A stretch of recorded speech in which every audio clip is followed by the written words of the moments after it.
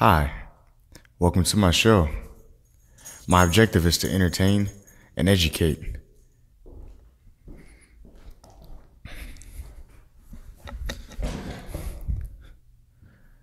So today there's still a lot of debate on who's right and who's wrong when it comes to, what side you stand for.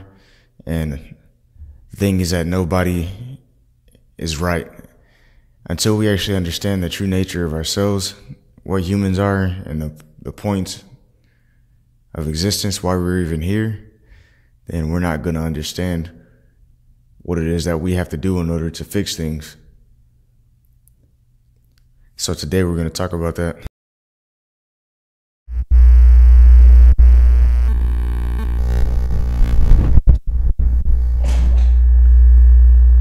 Alright, so let me explain to you two concepts that I have. I'd like to start off with the first, which is the reason that living things exist. Why we're here, what is our point? You may be asking yourself, who's this guy to think that he knows, why living things exist? I think that's a good question.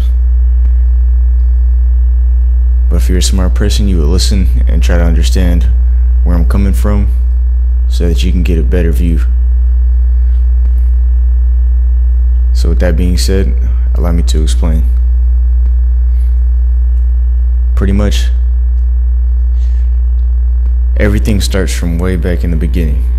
Myself, I'm a science guy. I love, evolution and the Big Bang. So let's start back there. Let's go to the beginning.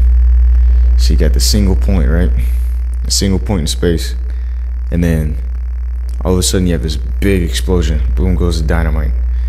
All this debris, space dust, and yada yada, whatever you want to call it, goes out into space. Starts to form things. Get stars. These stars start to form elements and compounds. These elements and compounds start to form bigger material, rocky material, asteroids, comets, planets. And these planets, they start to form things themselves. Now, taking into consideration this whole time, let's say the laws of science as we know have always been there. So they're part of this transformation. So many things are happening on these planets, right? Let's look at Earth. All these things that are happening on this planet, just from inanimate objects. You got the laws of science changing things, things are being moved. It's rainy, volcanic, chaotic, it's everything. So many complex actions you can take with inanimate objects. All these things you can take, all these actions. And there's a lot of actions, right? All these things are happening. But why would something else be introduced into the situation other than inanimate objects? You can take so many actions with inanimate objects. So what's the point? It wouldn't matter, right? Or would it? If you're trying to get somewhere and if you have an objective, maybe the best thing to do would be to upgrade. So you can take all these actions with these inanimate objects, but the specific thing that you're trying to do can't quite happen unless you make something else happen. Enter life. Life changes things in a way that inanimate objects do not. So it's a part of a process, and the second law of thermodynamics helps me state this. Pretty much whenever energy is dispersed, it's broken down by something else, and then that thing transforms it into another form of energy. So let's take the sun and plants, for example. The sun comes down, beams down energy onto these plants. The plants take that, turn that into their food, however that works. They turn it into their food, and it's now different energy. Now something like an animal comes over and takes that and turns that into energy for itself. And each of those times that the energy is transferred, and each of those things, the energy is transferred in a different way through those different things. Is it trying to transfer the energy, or is it trying to create the energy to make something else? I believe it's trying to make something else. And I also believe that life is a tool of evolution, and humans are a bridge to the tool.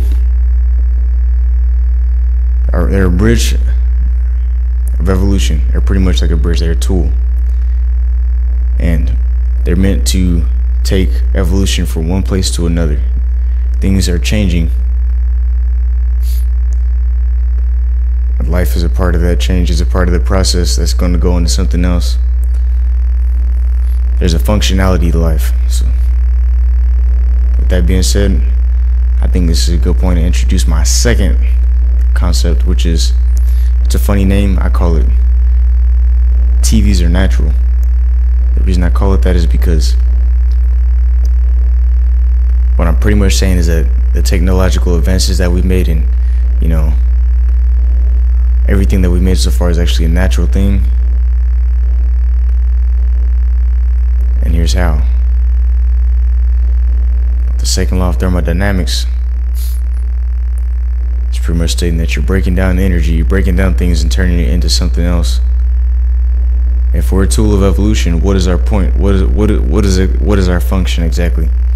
Well, it's to do just that. We're changing things from their original state to a different state. So for things to go from natural to man-made is actually a natural process altogether. It's all one thing. It's important to understand the reason that living things exist and why humans actually exist, what our function is, because with that you can skip past all the bull crap.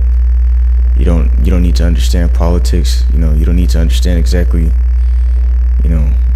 different views or anything like that. What I'm pretty much saying is that there is an equation that governs the way that everything should work. Why would I make such a bold statement? Where do I get my information from? It's all around you. I mean, it all just makes sense if you think about it. Everything is connected. Everything has a function. You mean to tell me that my feet are here to make my leg, to make me stand, and my legs are here to support my structure, and my organs are here to keep me alive. My hands are here for me to grab stuff, but me as a whole, entire being, it has no point, no functionality. There's no reason to that. The cells inside my body have a reason, but the actual entire entity itself doesn't have a reason. That makes no sense. There's no reason to believe that, except unless of course you were taught otherwise. But if you were to just stop and look for a second to think about it, it's all there. It all makes sense.